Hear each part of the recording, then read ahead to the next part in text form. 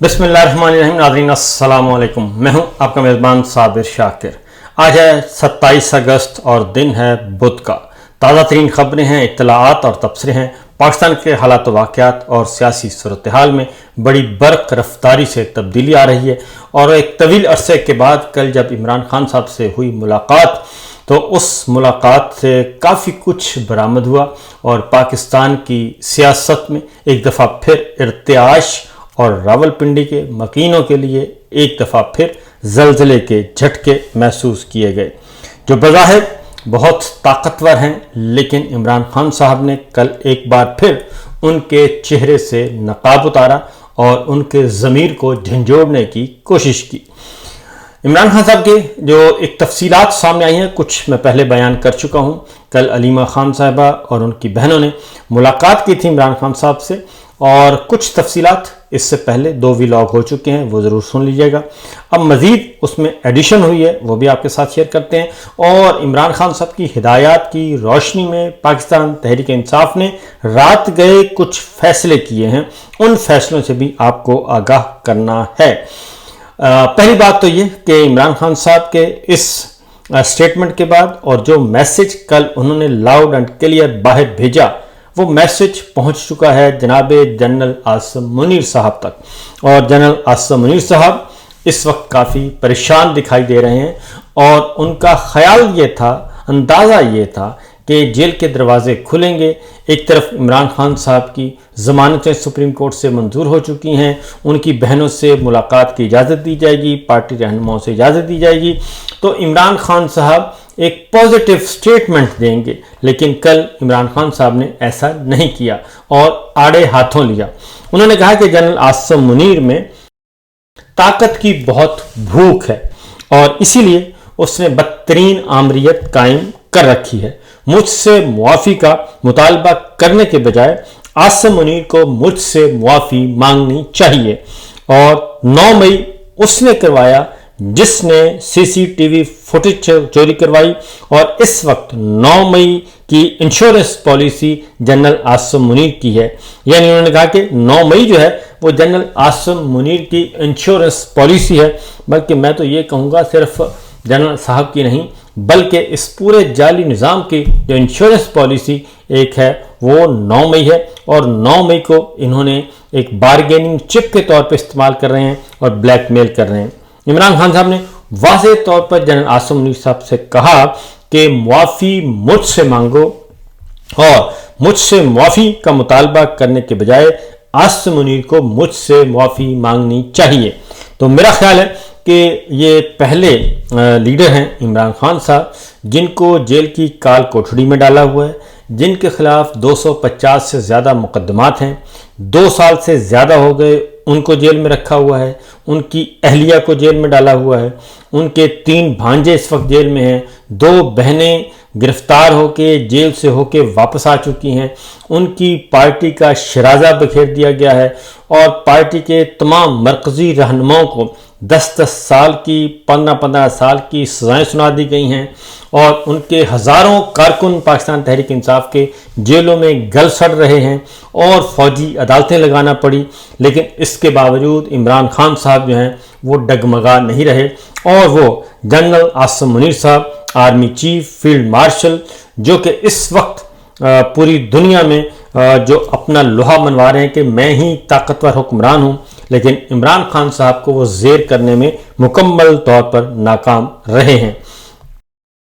इमरान खान साहब ने और भी बहुत कुछ कहा। उन्होंने कहा कि मेरे साथ 8 माह से बुशरा बीबी को भी कैद तन्हाई में रखा हुआ है और ऐसा सलूक औरतों के साथ पाकिस्तान की तारीख में कभी नहीं किया गया। याहिया खान ने भी ऐसा नहीं किया था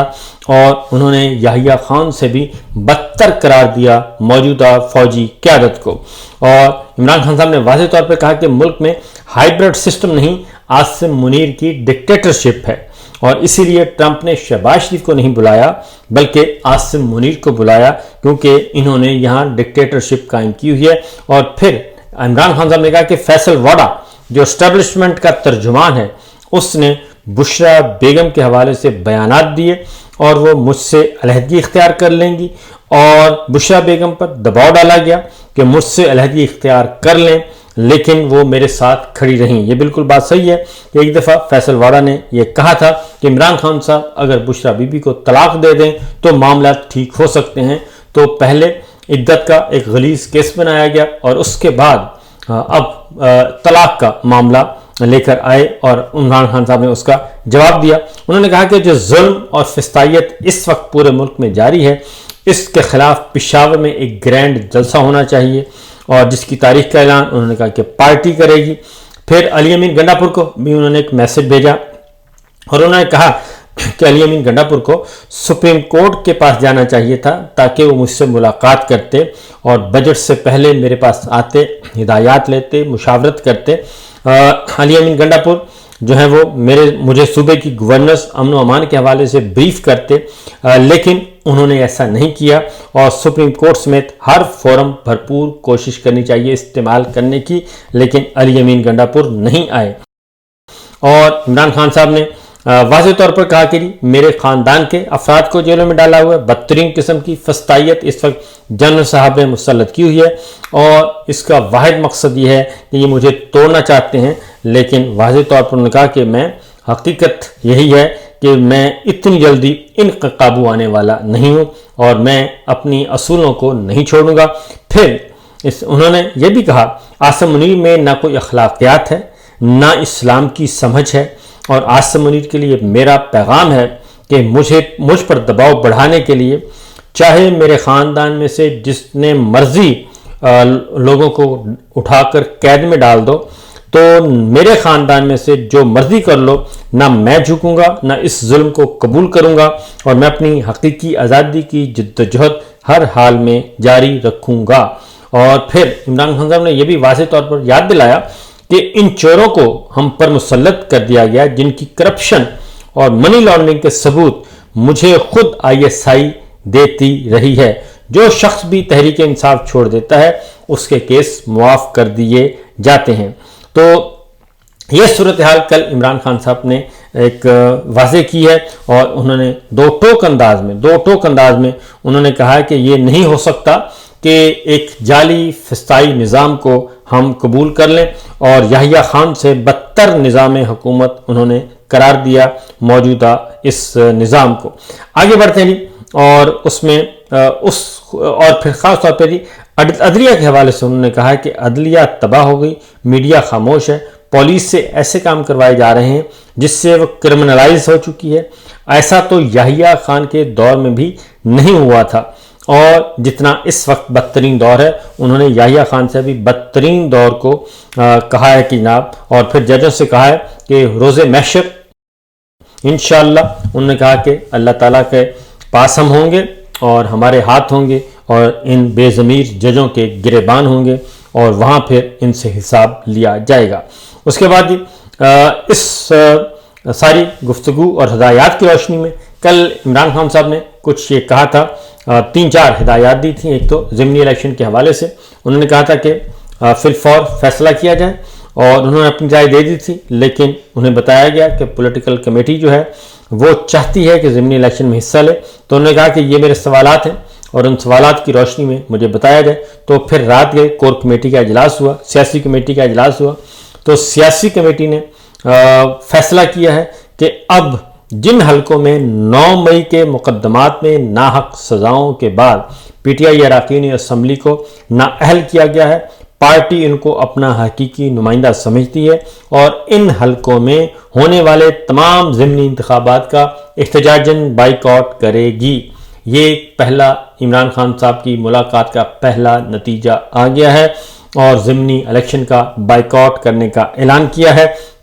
اور کمیٹی نے ان تمام اراکین کو خراج تحسین پیش کیا جو ناحق سزائیں ملنے کے باوجود عمران خان کے ساتھ، ان کے نظریے کے ساتھ ڈٹ کر کھڑے رہے۔ یہ کام سیاسی کمیٹی کو پہلے کرنا چاہیے تھا، اور سیاسی کمیٹی کو عمران خان صاحب کے ساتھ اور جتنے بھی سزا یافتہ لوگ ہیں ناحق، ان کے ساتھ کھڑے ہونا چاہیے تھا، پریس کانفرنس کرنی چاہیے تھی، انٹرنیشنل میڈیا کے ساتھ پریس کانفرنس کرنی چاہیے تھی، لیکن انہوں نے ایسا نہیں کیا، اور یہ پارٹی لیڈرشپ نے کمزوری کا مظاہرہ کیا جس کا نقصان انہیں بھگتنا پڑ رہا ہے۔ اور سیاسی کمیٹی نے فیصلہ کیا جی کہ لاہور کا جو حلقہ 129 ہے جو میاں اظہر صاحب کی وفات کے بعد خالی ہوا ہے، اس حلقے کو خالی نہیں چھوڑا جائے گا اور وہاں پہ الیکشن لڑا جائے گا۔ اور عمران خان کی ہدایت کے مطابق سیاسی کمیٹی نے قومی اسمبلی کی اسٹینڈنگ کمیٹیوں، قائمہ کمیٹی کی چیئرمین شپ سے، رکنیت سے فوری طور پر مستعفی ہونے کا اعلان کیا ہے، اور پبلک اکاؤنٹس کمیٹی کی صدارت بھی اور ان کی رکنیت بھی چھوڑنے کا اعلان کیا ہے۔ اس طریقے سے جو قائمہ کمیٹیوں کے چیئرمین تھے پاکستان تحریک انصاف سے تعلق رکھنے والے، ان سے بھی باہر آ جائیں گے پی ٹی آئی کے ارکان، اور قائمہ کمیٹیوں کے جو ممبرز تھے ان سے بھی باہر آ جائیں گے۔ اس کا مطلب میں آپ کو واضح طور پر بتا دوں کہ اس کا بڑا کلیئر ہے کہ پارلیمانی نظام جو اس وقت جعلی نظام قائم کیا ہوا ہے، جعلی پارلیمان ہے، جعلی حکومت ہے، فارم 47 کے لوگ ہیں، ہم ان کے ساتھ نہیں بیٹھیں گے۔ یہ پی ٹی آئی کی طرف سے پیغام ہے۔ عمران خان صاحب نے یہ صبح کہا تھا کہ یہ کام کرنا ہے، تو اس سیاسی کمیٹی نے اس کی توثیق کر دی ان فیصلوں کی اور کہا کہ ٹھیک ہے جی ہم یہ کام کریں گے۔ لہذا آج کے بعد جو اگلے صورتحال سامنے آ رہی ہے، اب پیپلز پارٹی، مسلم لیگ اور فارم 47 والے صرف رہ جائیں گے، وہی امور مملکت چلائیں گے، وہی لیجسلیشن کریں گے۔ پاکستان تحریک انصاف اور ان کی اتحادی جماعتیں، سنی اتحاد کونسل اور مجلس وحدت المسلمین جو ہیں، وہ اب کسی بھی کمیٹی کے ممبر نہیں ہوں گے، اور یہ فیصلہ ہو چکا ہے۔ ایک اور ڈیولپمنٹ ہوئی ہے توشہ خانہ 2 جو کہ کیس چل رہا تھا، اور اس پہ روز اس میں کہا جا رہا تھا کہ جی روزانہ سماعت ہوگی اب،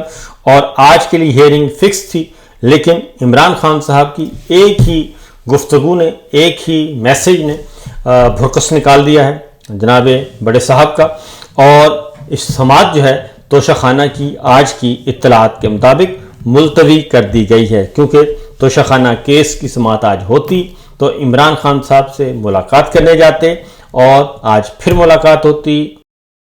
رہنماؤں کی، وکلا کی، ان کی فیملی کی، اور آج پھر مزید معاملات اور مزید پیغامات سامنے آتے، عمران خان صاحب کی اسٹریٹجی سامنے آتی، تو لہٰذا اس کو روکنے کے لیے ایک ہی پیغام سے ٹھس ہو گئے ہیں، جبکہ عمران خان صاحب کو پچھلے کئی دنوں سے مشورے دیے جا رہے تھے، تجاویز دی جا رہی تھیں، احکامات دیے جا رہے تھے، ڈرایا جا رہا تھا، دھمکایا جا رہا تھا کہ آپ کسی بھی صورت میں معافی مانگ لیں، معذرت کر لیں، افسوس کا اظہار کر لیں، اور نہیں تو اپنی اسٹریٹجی تبدیل کر لیں، اور نہیں تو سوشل میڈیا کو کہہ دیں آپ خاموش ہو جائیں، یہ سب کچھ کر لیں تو آپ کے لیے آسانیاں ہی آسانیاں ہیں۔ لیکن حقیقت یہ ہے کہ آسانیاں تو کیا ہونی ہیں، اس وقت پاکستان کا جو نظام معیشت ہے، نظام حکومت ہے، نظام سیاست ہے، نظام عدل ہے، وہ سارے کا سارا اس وقت آلودہ ہو چکا ہے، اور اس میں کوئی سقط نہیں ہے، اور یہ سارا فسطائیت کے ارد گرد گھوم رہا ہے۔ میں آپ کو ایک مثال دوں گا جی، ابھی ایک سزا سنائی گئی ہے 9 مئی کے حوالے سے، اور ایک خاتون کو، اور خاتون ہیں فرخندہ کوکب، پی ٹی آئی کی رہنما ہیں، انہیں سزا سنائی گئی ہے، اور ان کی بیٹیاں ہیں، اور وہ بیٹیوں کی، اپنی بیٹیوں کی اقلوتی ان کی کفالت کرتی ہیں، لیکن ان کو 4 کیسز میں 10 سال کی سزا سنا دی گئی ہے، اور یہ ایسا ظلم ہے جس کو اللہ تعالیٰ بھی معاف نہیں کریں گے، کیونکہ خالصتاً یہ انتقام لیا جا رہا ہے، ایک بغض ہے، حسد ہے، انتقام ہے، تکبر ہے اور فرعونیت ہے، اس کے علاوہ کچھ نہیں۔ اور 4 کیسز میں فرخندہ کوکب کو سزا سنائی گئی ہے، ان کی بیٹیاں ہیں، اور بیٹیوں کی واحد کفیل جو ہیں وہ ہیں، اور آپ خود سوچئے کہ بچوں کی ماں